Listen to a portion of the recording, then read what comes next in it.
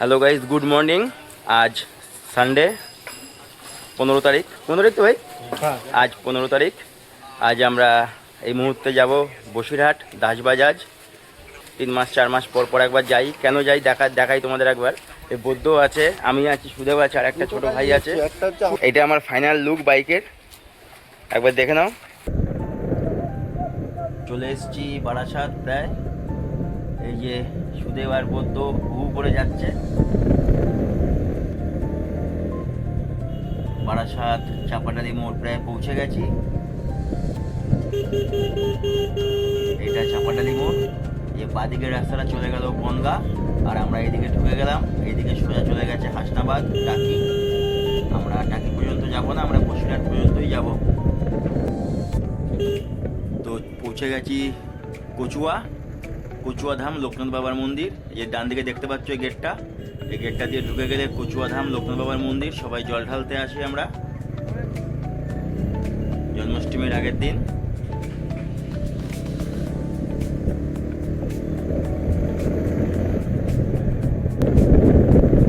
Guys দেখো, guys ভিউটা একবার দেখো। দুদিকে গাছ, মাঝখান দিয়ে রাস্তা, সিঙ্গেল রাস্তা। বাট বাইক চালাতে খুব ভালো লাগে এরকম রাস্তায় আসলে। মাঝে মাঝে ডান দিকে বা দিকে ধান ক্ষেত।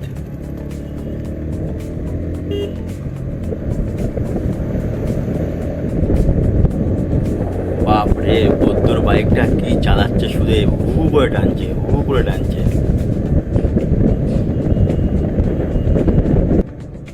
তো ফাইনালি চলে এসেছি বসিরহাট রাজবাড়ি, দেখতে পাচ্ছ। এটা বহু পুরনো একটা রাজবাড়ি। দেখি আর কতক্ষণ লাগে আমাদের পৌঁছাতে। ও কি টানছে দেখো, বহু করে টানছে। আমিও কম টানছি না, আমিও টানছি ওদের সঙ্গে সঙ্গে। প্রচুর গাড়ি এই রাস্তায়, অ্যাকচুয়ালি লরি, প্রাইভেট গাড়ি, রিক্সো, ইঞ্জিন ভ্যান, বাসের গাড়ি, বাসের ভ্যান, এত কিছু আছে। টোটো তার ভিতরে দেখো। চলো গাইস, চলো যাওয়া যাক। এই আবার জ্যাম লেগে গেল।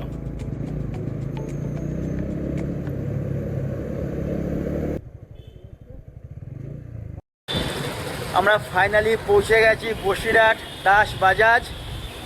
দেখো পেছনে এখনো শোরুম খোলা হয়নি, আমরা এসে হাজির।